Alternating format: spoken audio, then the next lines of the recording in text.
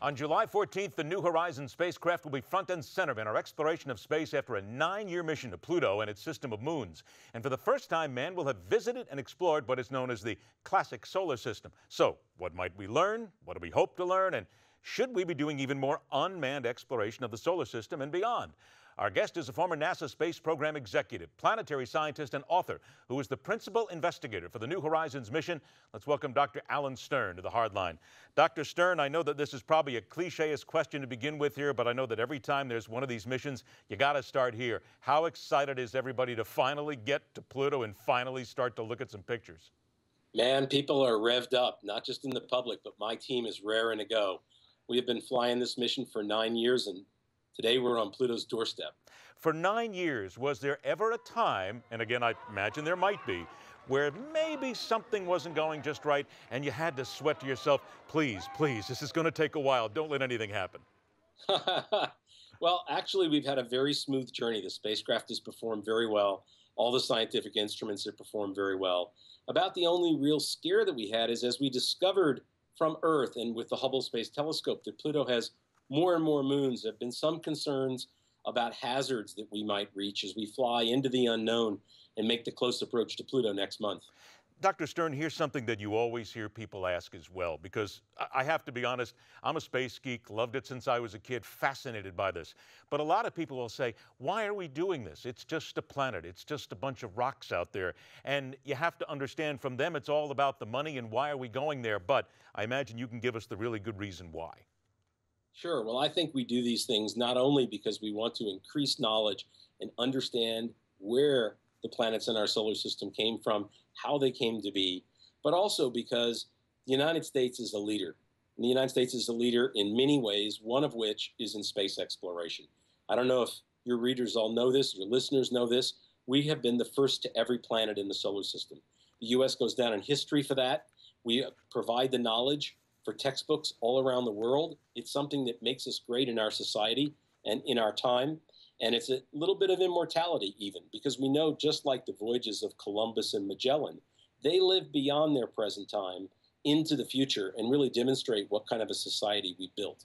So then what do you hope to find once you get there?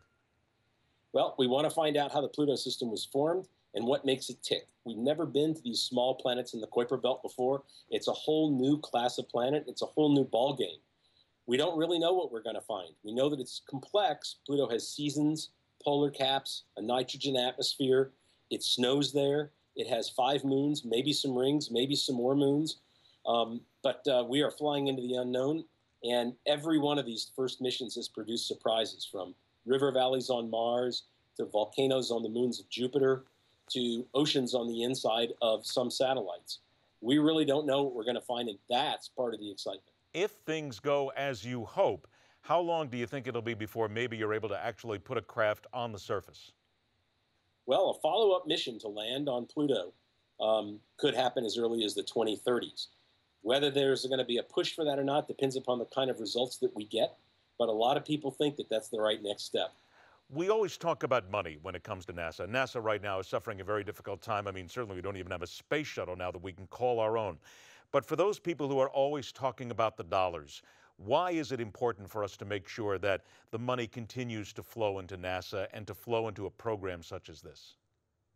Well, you know, NASA does a lot of things. It inspires people. It inspires kids to go into technology careers, science careers, which are the real engine of our economy. It develops new knowledge.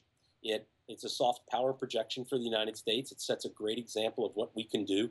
And it develops new technologies directly, like the miniaturization that we've put into New Horizons, which has really made it possible to cross the solar system in record time. Those are a lot of good things we're getting for that money.